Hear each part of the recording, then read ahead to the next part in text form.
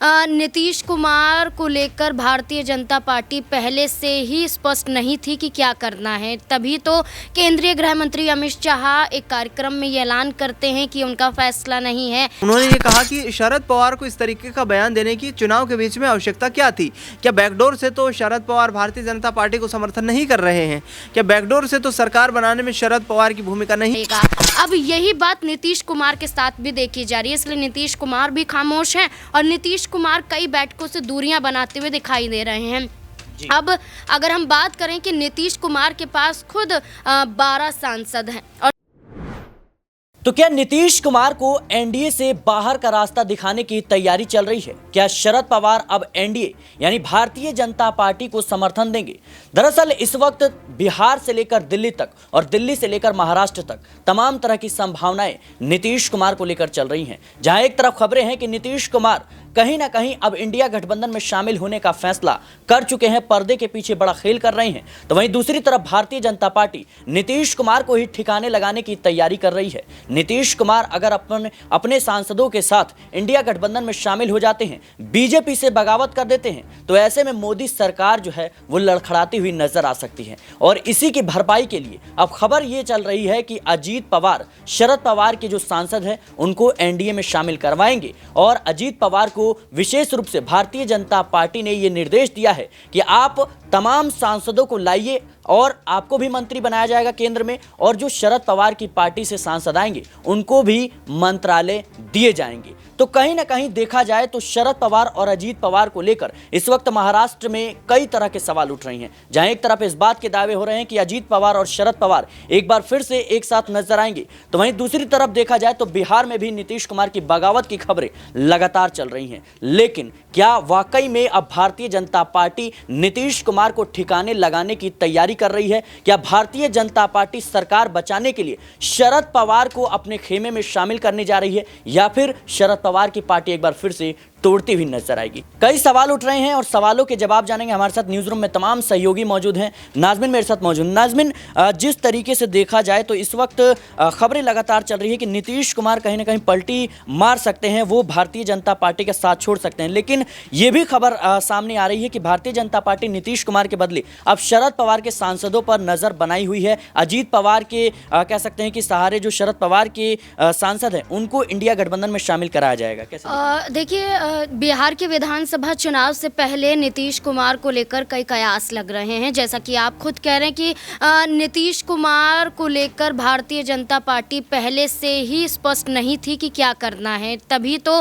केंद्रीय गृह मंत्री अमित शाह एक कार्यक्रम में ये ऐलान करते हैं कि उनका फैसला नहीं है, ये पार्टी का फैसला नहीं है, बल्कि संसदीय बोर्ड ये फैसला करेगा कि नीतीश कुमार के चेहरे पर चुनाव लड़ा जाए या नहीं लड़ा जाए, यानी कि सीएम नेतृत्व में नीतीश कुमार आगे आएंगे या नहीं। यानी कि अमित शाह की तरफ से ये साफ कर दिया जाता है कि बिहार में बीजेपी को ताकतवर बनना है तो महाराष्ट्र की तर्ज पर ही चुनाव लड़ना है। अब महाराष्ट्र में हमने ये देखा कि एकनाथ शिंदे अपने विधायकों के साथ बीजेपी के साथ तो आ जाते हैं, उस दौरान भारतीय जनता पार्टी एकनाथ शिंदे को मजबूरी में मुख्यमंत्री बना भी देती है। लेकिन जो अब विधानसभा चुनाव हुए, भारतीय जनता पार्टी 132 सीटों पर जीत दर्ज करती हुई नजर आई, तो अब भारतीय जनता पार्टी मजबूर नहीं बल्कि मजबूत बन गई और इसी के आधार पर सीएम उनका ही तय हो गया। एकनाथ शिंदे अब ना वापसी कर सकते हैं और ना बीजेपी पर दबाव डाल सकते हैं, यानी कि बीजेपी जो कहेगी वो एकनाथ शिंदे को मानना पड़ेगा। अब यही बात नीतीश कुमार के साथ भी देखी जा रही है, इसलिए नीतीश कुमार भी खामोश हैं और नीतीश कुमार कई बैठकों से दूरियां बनाते हुए दिखाई दे रहे हैं। अब अगर हम बात करें कि नीतीश कुमार के पास खुद 12 सांसद हैं और नीतीश कुमार के साथ अलग भारतीय जनता पार्टी होती है तो भारतीय जनता पार्टी को इसका नुकसान झेलना पड़ेगा, चाहे अन्य दल उनके साथ क्यों ना जुड़ जाएं, क्योंकि केंद्र में अगर भारतीय जनता पार्टी है वो नीतीश और नायडू के भरोसे ही है। अगर नीतीश कुमार ने अगर एक कदम भारतीय जनता पार्टी के खिलाफ उठाया तो नायडू भी कहीं ना कहीं तैयार रहेंगे कि भारतीय जनता पार्टी के खिलाफ वो उतरते हुए नजर 16 सांसद उनके पास हैं। तो आप समझ सकते हैं कि नीतीश कुमार भी अब भारतीय जनता पार्टी के लिए महाराष्ट्र की तर्ज पर मजबूरी बन गए हैं। नीतीश कुमार को बिहार में आगे नहीं किया, नीतीश कुमार को किसी और चीज में नहीं पूछा, तो भारतीय जनता पार्टी को कहीं ना कहीं इसका नुकसान झेलना पड़ सकता है। नीतीश कुमार भारतीय जनता पार्टी के लिए मजबूरी बन गए हैं, लेकिन कब तक मजबूरी बनकर रहेंगे इस पर अभी भी सवाल बना हुआ है, क्योंकि नीतीश कुमार को ठिकाने लगाने की तैयारी इस वक्त भारतीय जनता पार्टी ने शुरू कर दी है। जिस तरीके से राजनीतिक गलियारों में इस बात की चर्चा हो रही है कि नीतीश कुमार अगर पाला बदलते हैं तो शरद पवार की एंट्री सीधे तौर पर एनडीए में होगी और शरद पवार के जो 8 सांसद हैं, नीतीश कुमार जैसे ही एनडीए का साथ छोड़ेंगे, शरद पवार की एंट्री सीधे तौर पर एनडीए में होगी, यानी भारतीय जनता पार्टी को समर्थन देंगे उनके सांसद। इसके साथ ही उनके तमाम जो सांसद हैं उनको कहीं ना कहीं मोदी कैबिनेट में जगह मिलती हुई नजर आएगी। मेरे साथ दिनेश मौजूद हैं। दिनेश, जिस तरीके से खबरें लगातार चल रही है कि कहीं ना कहीं जो केंद्र की सरकार है, मोदी सरकार, उसको बचाने के लिए भारतीय जनता पार्टी ने सीधे तौर पर नीतीश कुमार का विकल्प ढूंढना शुरू कर दिया है, क्योंकि उन्हें भरोसा नहीं है। कैसे देख रहे हैं आप, क्या शरद पवार एक बार फिर से कह सकते हैं एनडीए में आते हुए नजर आएंगे? देखिए सिराज, देखा जाए तो राजनीति में अक्सर जो लोग होते हैं वो अवसरवादी होते हैं और अवसर के आधार पर ही राजनीतिक परिस्थितियां बनती हैं। लेकिन देखा जाए तो नीतीश कुमार इस एनडीए की सरकार में महत्वपूर्ण कड़ी हैं। दूसरी ओर देखा जाए तो शरद पवार जो है वो किसी भी तरीके से यहाँ पर सत्ता का साझेदार बनना चाहते हैं। जिस तरीके से महाराष्ट्र में जो खेल हुआ उसमें अजीत पवार और शरद पवार के बीच में सियासी तकरार देखने को मिली, लेकिन जिसके बाद शरद पवार से बारी बारी यहाँ पर अजीत पवार मुलाकात करते रहे। बारामती से उन्होंने अपनी पत्नी सुनेत्रा पवार को सुप्रिया सुले के खिलाफ चुनावी मैदान में भी उतार दिया था। उसके बाद शरद पवार परिवार के कई सदस्य उनसे नाराज नजर आए थे, जिसके बाद उन्होंने कहा कि पारिवारिक संबंधों को खराब करने के लिए राजनीतिक लाभ को नहीं भुनाना चाहिए।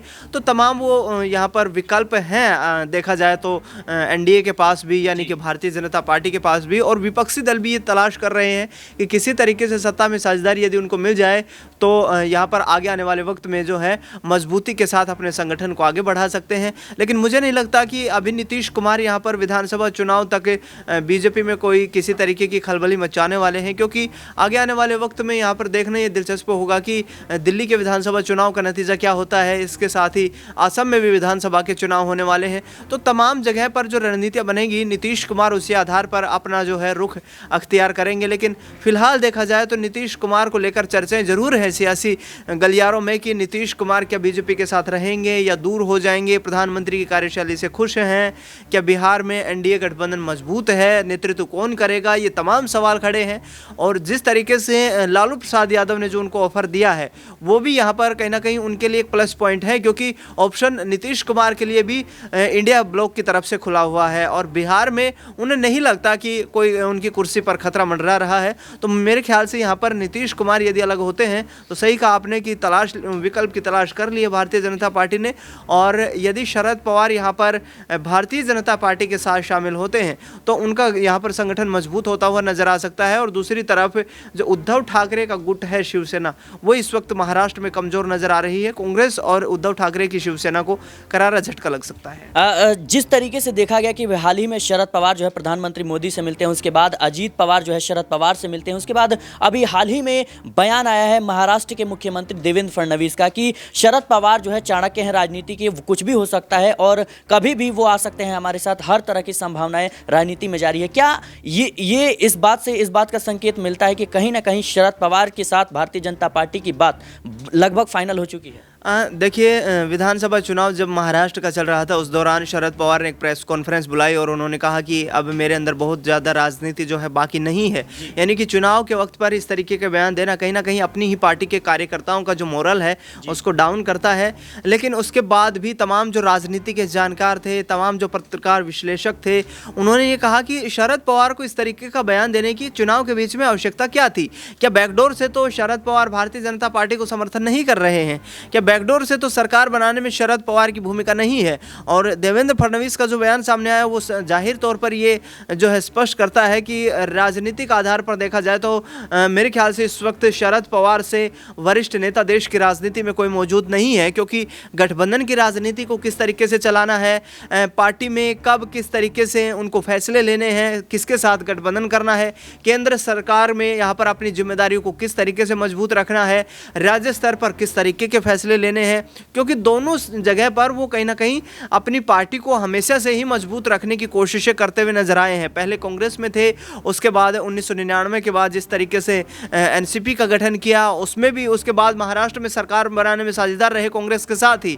तो यहाँ पर तमाम जो रणनीतियाँ हैं उसमें शरद पवार का महाराष्ट्र की राजनीति नहीं बल्कि देश की राजनीति में कोई सानी नजर नहीं आता है।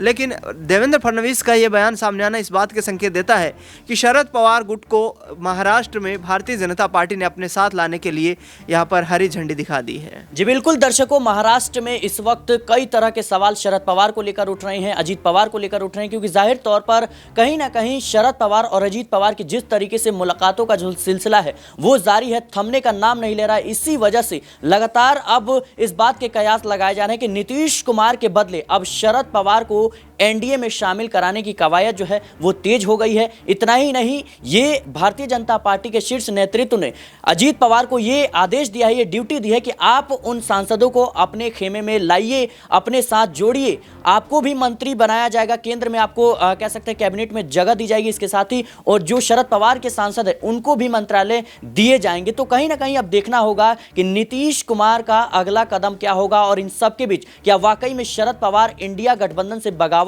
कर देंगे, क्योंकि इंडिया गठबंधन की हालत इस वक्त काफी ज्यादा नाजुक दिल्ली चुनाव को देखते हुए भी बनी हुई है, क्योंकि जिस तरीके से अरविंद केजरीवाल के खिलाफ कांग्रेस पार्टी ने भी चुनावी ताल ठोकने शुरू कर दिए, इसके साथ ही अखिलेश यादव, टीएमसी और तमाम जो इंडिया गठबंधन के दल है वो अरविंद केजरीवाल के समर्थन में है। और उमर अब्दुल्ला जो कह सकते हैं कि उमर अब्दुल्ला जिस तरीके से जो बयान दे रहे थे कि इंडिया गठबंधन सिर्फ लोकसभा चुनाव के लिए था, तो इसको खत्म कर देना चाहिए, बैठ के काफी दिन से नहीं हो रही। तो क्या अब ये तमाम परिस्थितियां कहीं ना कहीं शरद पवार को मजबूर कर देंगी कि वो एनडीए में शामिल हो जाएं? और जिस तरीके से हमारे सहयोगी दिनेश ने बताया कि शरद पवार का चुनाव के वक्त इस तरह के बयान देना कि अब मेरे अंदर ज्यादा काबिलियत बची नहीं है कि मैं ज्यादा देर तक राजनीति कर सकूं, तो कहीं ना कहीं ये सवाल उठाता है कि क्या शरद पवार अब भारतीय जनता पार्टी के हाथ में अपनी पार्टी को देते हुए नजर आएंगे। फिलहाल शरद पवार और नीतीश कुमार को लेकर आपकी क्या राय है, हमें कमेंट बॉक्स में जरूर बताएं। देश और दुनिया की तमाम खबरों के लिए बने रहे नेक्स्ट 9 न्यूज के साथ।